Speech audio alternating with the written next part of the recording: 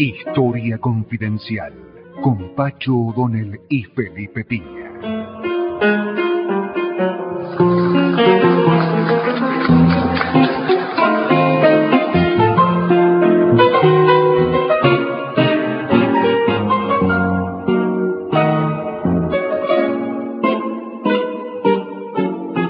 Un año pasó al 41%. Impresionante.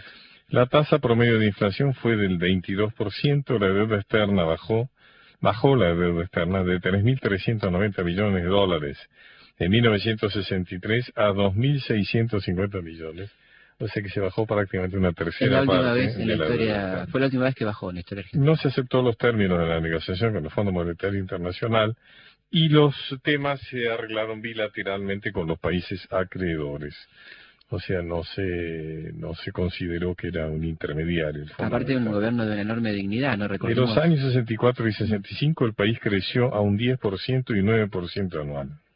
En 1966, el año que se produce el golpe, crecía también más moderadamente. Estas son algunas de las características de este gobierno que es derrocado por inútil, por ineficiente, por lento y demás.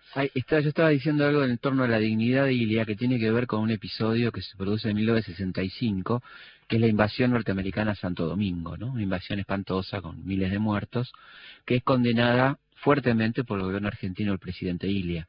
Cuando el resto de América Latina, con la excepción de Cuba, por supuesto, hacía coro a los Estados Unidos con esta invasión, una de las pocas voces que se alza es la del presidente Ilia condenando a los Estados Unidos, lo cual le va a costar muy caro, por supuesto, desde ya, ¿no? Digamos que es un gobierno digno, al cual uno le podría reprochar, por supuesto, algunas cosas, como, digamos, su origen ilegítimo, ¿no? Es decir, en cuanto a la cantidad de votos que saca por la proscripción del peronismo, pero a la vez hay que decir que trató de legitimarse desde el poder, ¿no? Recordemos que el peronismo estaba proscripto, como bien decís, sí. Ilia saca 20 y pico por ciento, ¿no? 25%. 25%.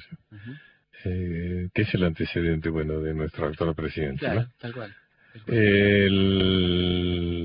Digamos que las provocaciones, por decirlo entre comillas, de Ilia al poder fueron muy serias. Por ejemplo, reestatizó los contratos petroleros, claro. O sea, anuló los contratos petroleros que se habían hecho durante el gobierno anterior, claro.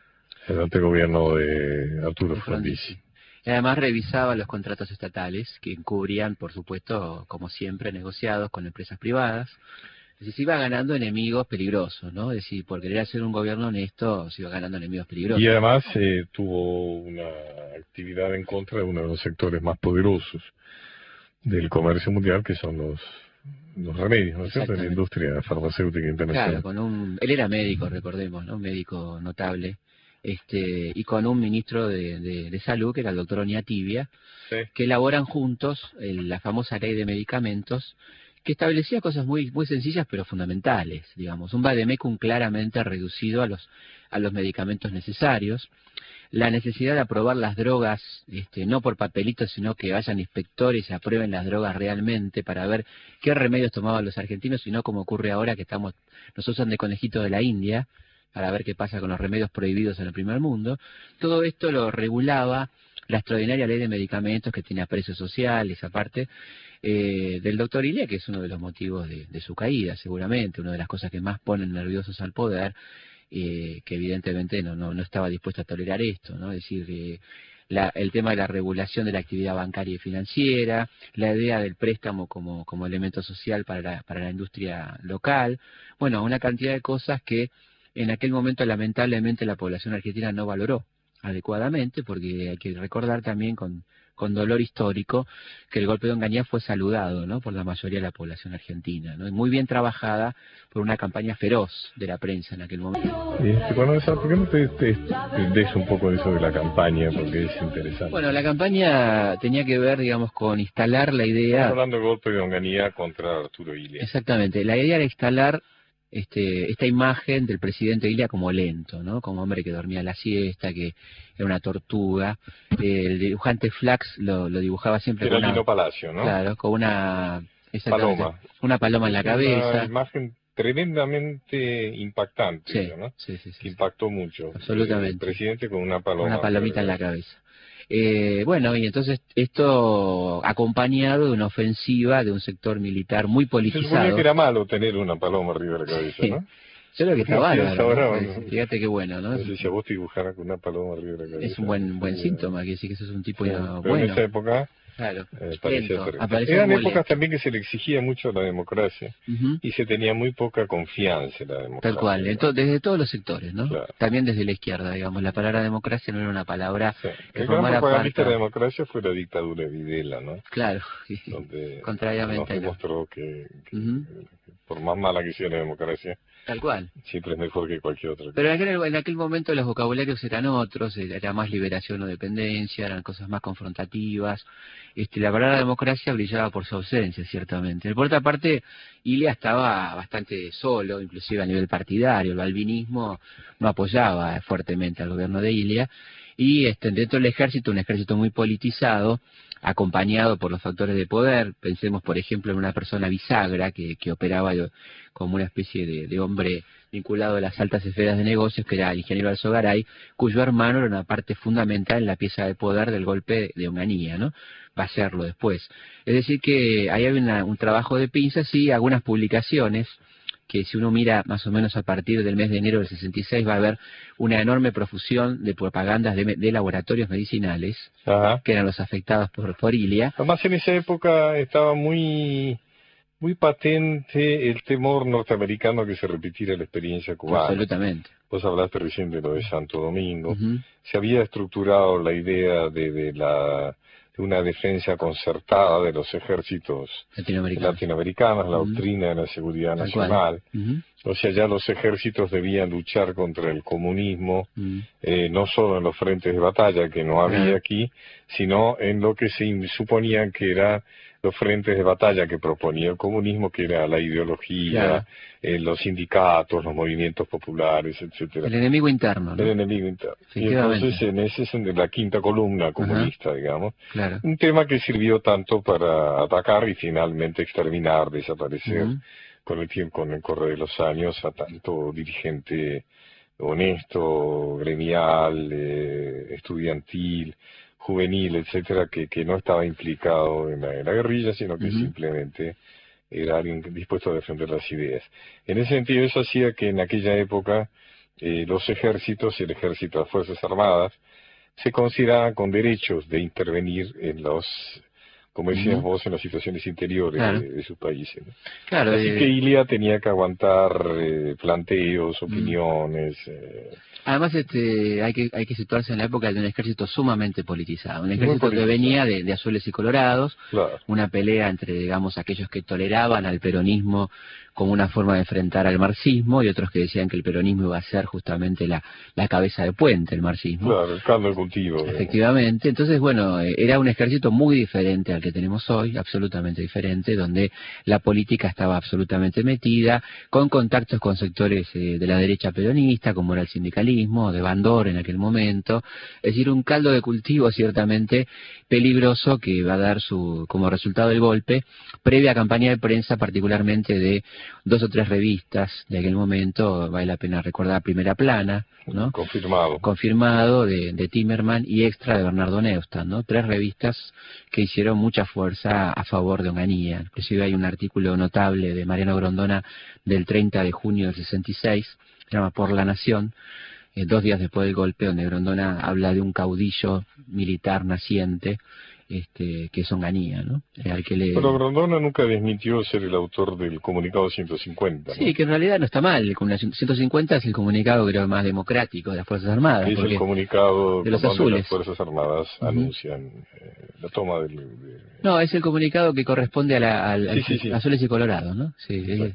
Y es un comunicado democrático, te digo. O sea, la gente se equivoca a veces en ese sentido en cuanto a que cree que es un comunicado golpista. Porque los azules reivindicaban de alguna manera el retorno a las formas republicanas. Exactamente, ¿no? Dejando aclarado un lenguaje muy sutil de no volver al pasado, ¿no? Es decir, bueno, todo el peronismo, controlando el peronismo, ¿no? Es decir, vamos a volver a la democracia, pero sin que el peronismo tenga demasiado lugar Este era un poco el discurso de los azules que expresa Grondona, ¿no? Y bueno, la cuestión es que Onganía derroca a Ilia. Efectivamente. Y el más absoluto...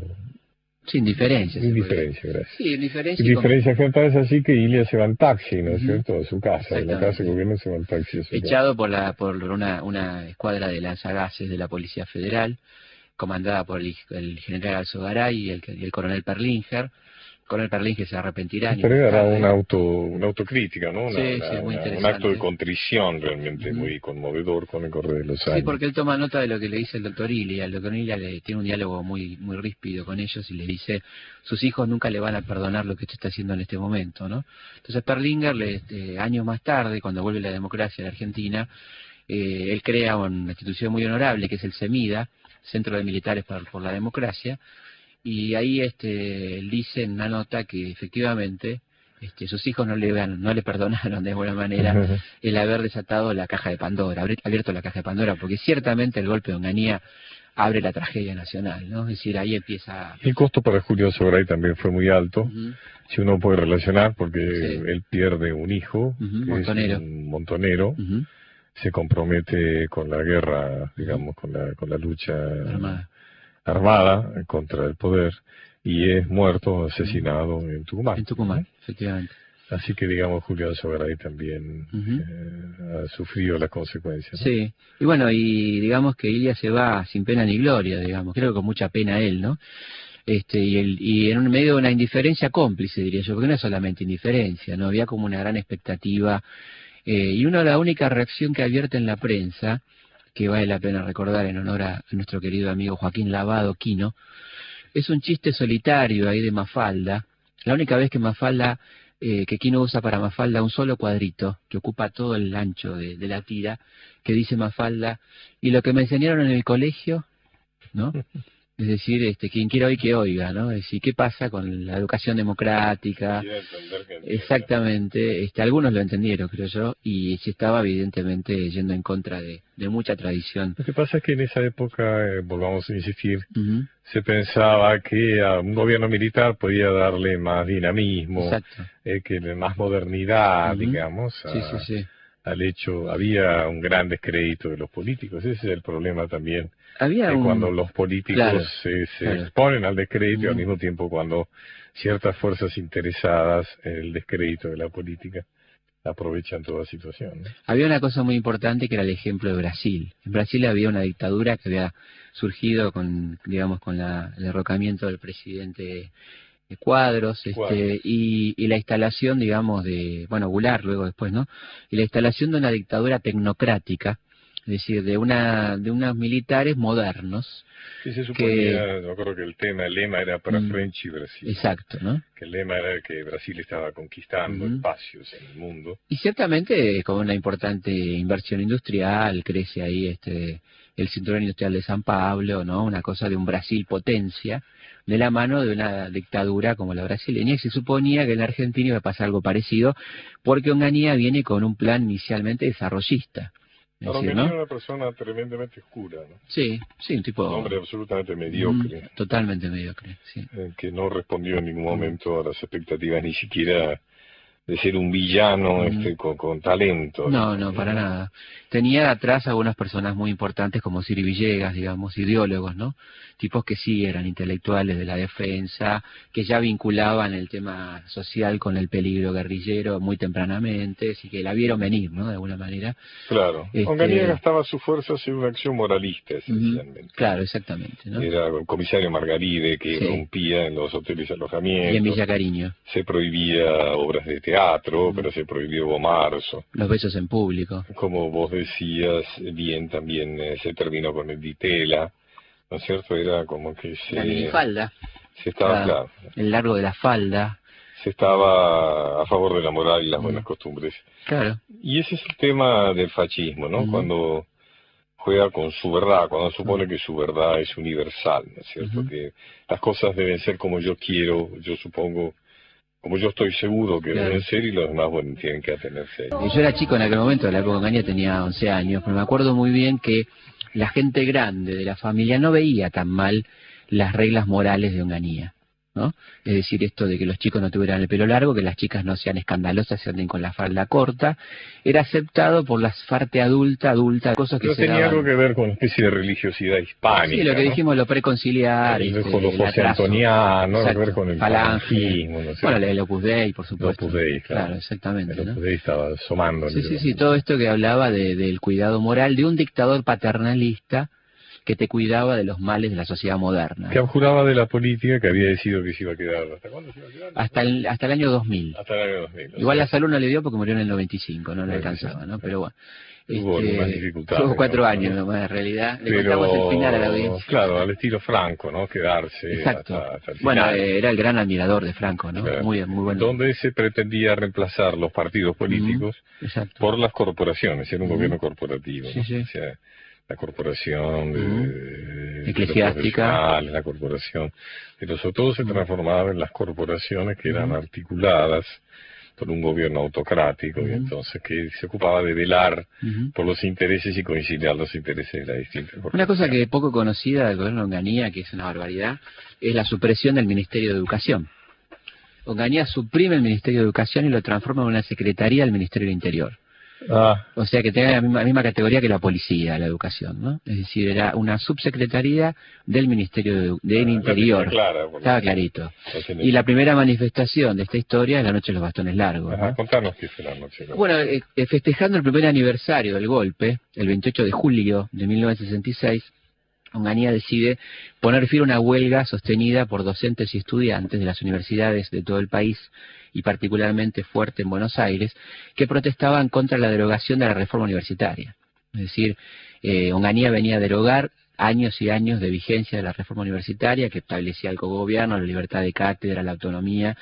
Y entonces, como los estudiantes y docentes habían tomado las facultades de Buenos Aires, él decide enviar a la Guardia de Infantería de la Policía Federal con enormes palos, bastones, a desalojar a los estudiantes, ¿no? Ahí es donde irrumpen, particularmente en filosofía y en económicas, rompiéndole la cabeza, porque ahí pegaban, justamente, no era nada simbólico, era muy concreto, a varios estudiantes, docentes, por ejemplo. Como aquí, ¿no? El palo de abollar ideología, efectivamente, ¿no? Ya que le hemos nombrado. Y ahí estaba el gran, por ejemplo, Sadowski, ¿no? Un gran científico argentino que va a parar al hospital.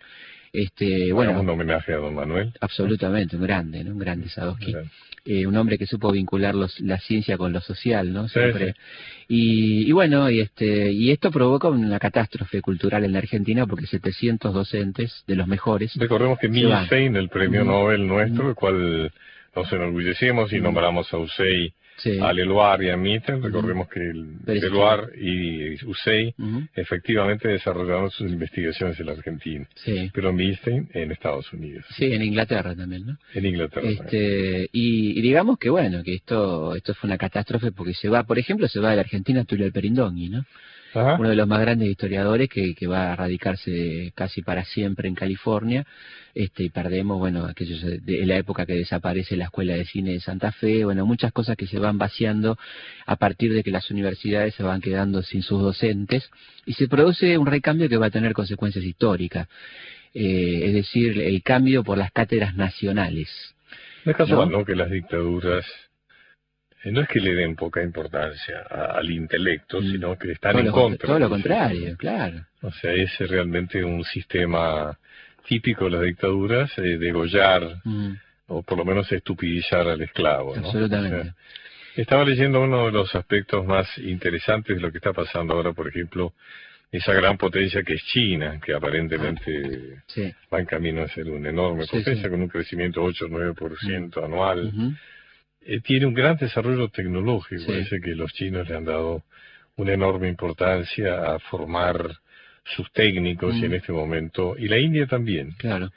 Parece que, en cambio, parece, por ejemplo, que en otros países como Estados Unidos, Alemania, ha habido un aburguesamiento de por la buena posición económica, ¿no? Entonces parece que los más importantes técnicos en este momento están en la India, en la China. ¿Dónde instalaron la fábrica los alemanes, los franceses y demás? En China. Y nosotros, creo que una consecuencia, ¿no?, de las dictaduras que hemos tenido, hemos perdido mucha materia gris. Claro, fíjate vos que con los exilios, tanto los exilios políticos o los exilios económicos. Siempre hay que entender que el que se va de alguna manera es alguien, no es general esto, pero es alguien que se tiene alguna confianza en sí mismo. Totalmente, que sí. piensa que se las va a poder ver en una situación tal. Y va dispuesto a pelear, ¿no? Que Mucho va dispuesto más... a pelear y que siente que alguna arma tiene, alguna condición a favor. Y digamos, va como a hacer cosas que su país no haría. Sí, ¿no? claro. Esto es muy típico del exiliado. Pero, ¿no? digamos, ahí se pierde también muchísima capacidad, condición. Digo esto porque no es solamente, a veces se dice que se pierde materia gris porque se va un ingeniero o se va un médico, no, también se va aquel que no es profesional o que ni siquiera todavía está haciendo una carrera universitaria, aquel que no es un académico, pero que tiene condiciones personales, de audacia, de garra, de inventiva, que pone en juego y bueno, sí, yo soy capaz de irme, ¿no? O sea, todos esos momentos han sido de pérdidas extraordinarias. Hay que decir que en la Universidad Argentina, mientras que el país tuvo una enorme discontinuidad, tuvo una enorme continuidad de excelencia entre Frondizi y Onganía, hasta Onganía, ¿no? Sí, Frondizi, Guido Ilia, fue una universidad de excelencia, donde por ejemplo se habían desarrollado medicamentos, bueno, una cantidad de cosas, y la universidad estaba siendo casi autosuficiente económicamente. Estaba Riccieri Frondísimo, hemos tenido un rector como Olivera, José Luis Romero, ha habido grandes rectores. Y bueno, entonces esto era el peligro, ¿vea? Y sobre todo un avance que preocupaba a los Estados Unidos, que era el gran avance, como decías antes vos, en ciencia y técnica. Estaban formando grandes científicos y técnicos capaces de elaborar productos de punta en Argentina, ¿no? Y creo que ahí apuntó los palitos de los bastones largos, ¿no? Porque seríamos muy pobres en nuestro análisis si nos quedáramos en el palo, en la cabeza. Acá va mucho más allá. Esto es un proyecto... Pero además los sectores inteligentes son sectores naturalmente opositores. Peligrosos. Pero más opositores. Además una cosa que siempre vale la pena recordar, la expulsión de los docentes era, según se decía en la época Onganía, porque eran todos comunistas. Y el 70% va a trabajar a Estados Unidos. Una época de terrible macartismo, donde Estados Unidos te sacaba hasta el análisis de sangre, y si habías tenido alguna afiliación temprana al Partido Comunista, no entraba. El gobierno de Onganía, que es un gobierno cuasi medieval en muchas cosas, como decíamos antes, ahí está la marcha de la bronca de Pedro y Pablo, ¿no? Que denuncia es mejor tener el pelo libre que la libertad con fijador. También, en cierta forma, con cerrar todos los canales de participación le abrió las puertas a la violencia en Argentina, ¿no? Claro. Es decir, esto desemboca en la guerrilla, en el cordobazo, es decir, en cosas... Bueno, el cordobazo es no podemos dejar de hablar del cordobés, el cordobazo. Si hablan, vos sos un tipo que sabe mucho del cordobazo. Bueno, el cordobazo fue la respuesta del pueblo argentino, particularmente el pueblo cordobés, a la soberbia de Onganía, ¿no? Un tipo que decía que se va a quedar hasta el 2000, y en realidad el cordobazo es el fin de una cadena de alzamientos populares argentinos que arrancan en Corrientes, siguen en Rosario. El rosariazo fue una cosa impresionante, en el mes de mayo del 69, y que terminan con el levantamiento del pueblo cordobés el 29 de mayo, el Día del Ejército, de 1969, que bueno, es un hecho sin precedentes, digamos, y que pone en jaque a Onganía y le pone límite a su soberbia, ¿no? Es decir, tiene que renunciar Kirchner Bacena, si se va yendo el gobierno de Onganía, el comandante en jefe del ejército, el general Lanuse, un tipo muy político, muy inteligente, se da cuenta que la cosa por ese lado no va, por el lado de la represión feroz, e inclusive modera la represión en Córdoba, que es una represión fuerte, pero que podía haber sido mucho peor de lo que fue, y prepara la salida de Onganía de alguna manera, ¿no? No parece Kirchner Bacena, a mí siempre que pienso que con Kirchner Bacena, que es un poco el primer paso de esa saga, ¿no? De ministros de economía brillantísimos, y al mismo tiempo siniestros. Siniestro. Como Martínez de Cavallo, etcétera. Kirchner Bacena, hay algo interesante, es el hecho de que Kirchner Bacena, cuando sale del gobierno, como decía recién, va de vicepresidente, no recuerdo si es el Banco Mundial o el Fondo Monetario Internacional, automáticamente, o sea, denunciando claramente estos personajes. ¿De qué lado del escritorio están? Claro. O sea, como Machinea hoy, que está ahí presidiendo la CEPAL, recomendado por Anup Singh, que es el hindú, aquel que venía a apretarnos las clavijas en nombre del Fondo Monetario Internacional, y con la... Estaba leyendo ahora el libro de Stiglitz, que es un arrepentido, que fue el presidente del Banco Mundial, donde señala claramente el disparate o la villanía, digamos, de las medidas que proponen los organismos financieros internacionales. Sí, que es un eufemismo, ¿no? Porque organismo financiero suena a que te van a financiar. No, contrario. Ahí muestra claramente cómo en realidad nosotros hemos pagado mucho más de lo que hemos recibido. Bueno, la Argentina, lamentablemente, es un personaje muy importante en ese libro, que es un premio Nobel, además. Y bueno, y te digo, este Anup Singh que venía a proponer esas medidas, mientras Machinea supuestamente negociaba de nuestro lado, ahora resulta que Machinea es un hombre de Anup Singh en la CEPAL. Se estaba asegurando. Hay que recordar eso, a mí siempre me impresiona el tema de Krieger-Bacena, que pasa automáticamente a ser un altísimo funcionario de un organismo financiero internacional. Una familia trágica, ¿no? Digamos, porque el abuelo de Krieger-Bacena fue don Pedro Bacena, el que desató la represión de la Semana Trágica en 1919, ¿no? Gente de trabajo, pero de confianza, podemos decir, los Bacena. Y además, bueno, presidente de un montón de empresas durante su ministerio, lo cual a todas luces es ilegítimo. Y bueno, y haciendo negocios desde el Estado, por supuesto, como todos estos personajes, ¿no? Habría que llegar al Alzogaray también. Alzogaray, yo creo que la lista muy importante es Alzogaray, los Aleman, Krieger-Bacena, Martínez Dios Cavallo, ¿no? Una lista trágica de personajes que han hecho siempre negocios desde el Estado, criticando al Estado.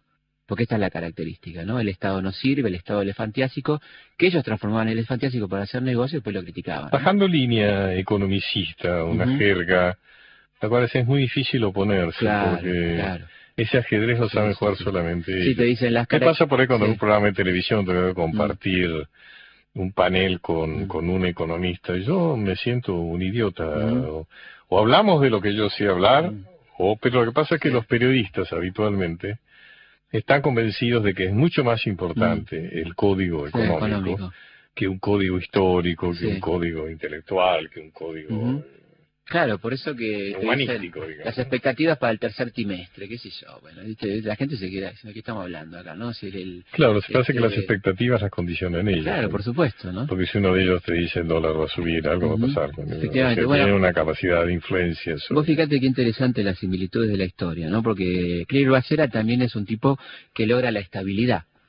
El dólar está quieto 2 años, a un costo terrible porque hubo que mantenerlo con déficit, etcétera, como va a ser Martínez Dios con la tablita, como va a ser Cavallo con la convertibilidad, ¿no? Todos a su turno tienen esta historia del monetarismo y el sostenimiento de la moneda exterior. Pero bueno, evidentemente el pueblo argentino le dijo basta en aquel momento a la política económica de Bacena, con el cordobazo que los va arrinconando. Y es muy interesante las dos lecturas del cordobazo de los dos tipos más poderosos políticamente de la Argentina en aquel momento, ¿no? Lanuse, el que venía, digamos, que dice que es el que va a sustituir a Onganía. Claro, con el interregno de Leviston, que no existe, pero bueno, le pone Lanuse. Siempre me olvido de y dice Lanuse, no podemos negar que el cordobazo lo hizo el pueblo cordobés, ¿no? Es decir, nos guste o no nos guste. Y Onganía dice, fue la subversión, fue un complot castrista, que yo delirando, ¿no? Como que fue algo externo. Y Lanuse, con una lectura política mucho más correcta, más cerca de la realidad, dice, no, un momentito, vamos a tomar nota de esto porque esto lo hizo el pueblo cordobés, ¿no? Que por otra parte, el pueblo cordobés, a los 2 años de cordobazo, va a producir un cordobazo más violento todavía durante la presidencia de Leviston, que va a ser el viborazo, ¿no? Es decir, esta cosa en torno al gobernador José Camilo Uriburu, que decía que él iba a tener el gusto de cortar la cabeza de la subversión como si fuera una víbora, ¿no? Y el pueblo cordobés le responde con el viborazo, el segundo cordobazo. El cordobazo fue verdaderamente un momento de unión de la protesta estudiantil con la protesta obrera, uno de los pocos momentos en que se da. Y que los jefes de la parte sindical pagaron muy caro, no sé si Cordobazo o lo que hicieron después, pero recordemos que Salamanca desaparecido, López asesinado, Tosco muerto dramáticamente sin atención médica en la clandestinidad durante la dictadura grande, ¿no? de la Macera, dirigente. O sea que, digamos también que la lección es que quienes realmente eran combativos, dirigentes gremiales, la pasaron muy mal. Sí, gente absolutamente honesta, ¿no? Que estaban en las antípodas de lo que era un bandor en aquel momento, ¿no? Que por otra parte estaban en pleno cordobazo negociando con Onganía, lo cual le va a costar la vida, ¿no? Es decir, una de las consecuencias inmediatas del cordobazo es, por un lado, de parte de Onganía, la ley de obras sociales, que quiere sobornar a la dirigencia corrupta sindical de aquel momento, y el asesinato de Bandor por parte de un grupo todavía desconocido, proto-montonero, digamos, llamado Ejército de Liberación Nacional, justamente en el primer mes del cordobazo, el 30 de junio de 1969, es asesinado en un operativo impresionante, tomando la sede de la UOM, que parecía inexpugnable. Ahí es asesinado Bandor, ¿no? Como un escarmiento. Bandor había tenido toda una historia, tampoco era un hombre muy grato para Perón. Había intentado en cierto momento conducir una especie de peronismo sin Perón. Claro. Que fue cuando Perón mandó a su esposa Isabel. Exactamente, 1965. Para complicarle el asunto, digamos. Claro, el neoperonismo, ¿no? El peronismo sin Perón, ¿no? Claro, un tipo muy inteligente porque, por ejemplo, se vale del operativo Retorno en 1964 para dejar en claro que Perón no podía volver y que por lo tanto hacía falta un líder local del peronismo, que por supuesto él confiaba ser él el líder local del peronismo. Claro. Tenía con qué, ¿no? Porque estaba dirigiendo nada menos que el sindicato más fuerte en aquel momento, que era el metalúrgico, ¿no? Tenemos el asesinato de Aramburu también. Claro, bueno, que es el detonante final, ¿no? Es decir, cuando se produce el secuestro de Aramburu por parte de los montoneros, exactamente en el primer aniversario del Cordobazo, pensado en ese sentido, Aramburu era un hombre muy importante en ese momento, porque era la pieza clave de recambio. Se sabía que Onganía no iba a durar, y Lanús estaba negociando con Aramburu que él sea el presidente de recambio de Onganía, ¿no? Y los montoneros lo secuestran justamente en ese momento. Presidente constitucional, diríamos, ¿no? Que sí iban a arreglar. Claro, una especie de pseudo elección democrática. Claro, de transición, una transición, ¿no? Por eso siempre se ha despertado la duda, ¿no? ¿Cuál es el motivo del asesinato de Aramburu? Sí, lo mataron porque era un hombre de derechas, el fusilador de Valle, qué sé yo.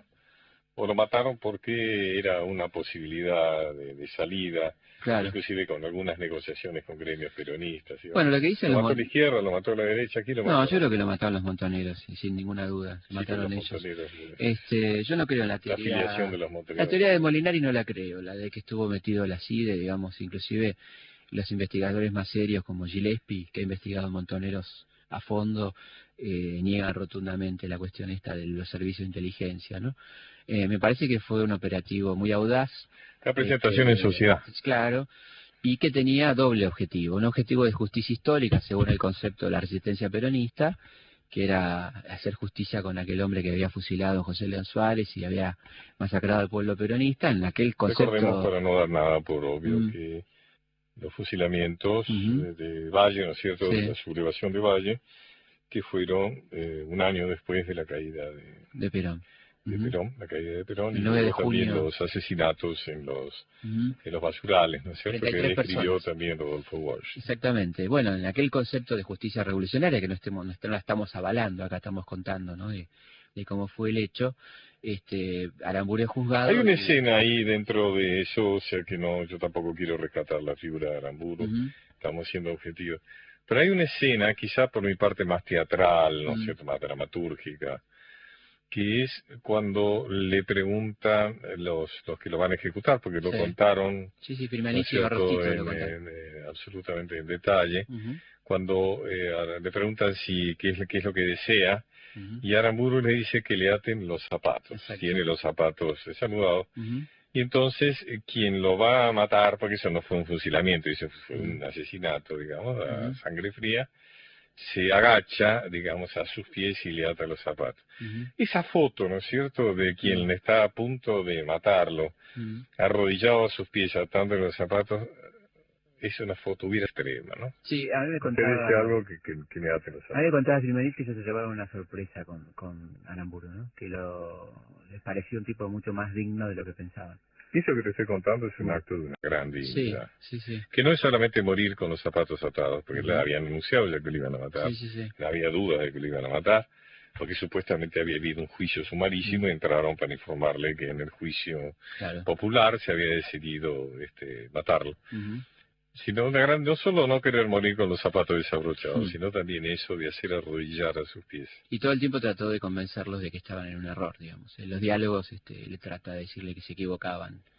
Y si uno se pone a pensar, digamos, en realidad la figura de Aramburu era mucho más moderada y cercana a sectores del peronismo de lo que era un Rojas, por ejemplo, ¿no? Un tipo absolutamente intransigente, un tipo realmente un gorila total, ¿no? Es decir, Aramburu había sido responsable, por supuesto, de todo esto, pero... Sí, llevó a una situación de muy extrema, ¿no? Eso es. Sí. Fue un hecho tremendo, ¿no? Muchos de los que no se escuchan no serían muy chicos en esa época, pero fue un momento donde creo que todos percibimos que había pasado algo muy grave. Muy grave, efectivamente. Comenzaba otra etapa histórica en Argentina, ciertamente, a partir de ese momento. Así es. Felipe, nos tenemos que ir. Nos estamos yendo. Hasta la próxima. Gracias por acompañarnos siempre. Hasta la próxima emisión de Historia Confidencial.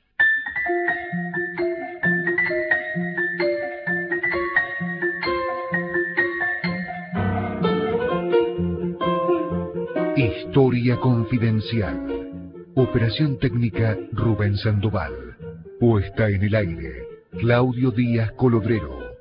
Edición Javier Guzmán, Fabián Palacios. Locución Pablo Gasotti. Conducción Pacho O'Donnell, Felipe Piña. Producción general Carolina Gil Pose.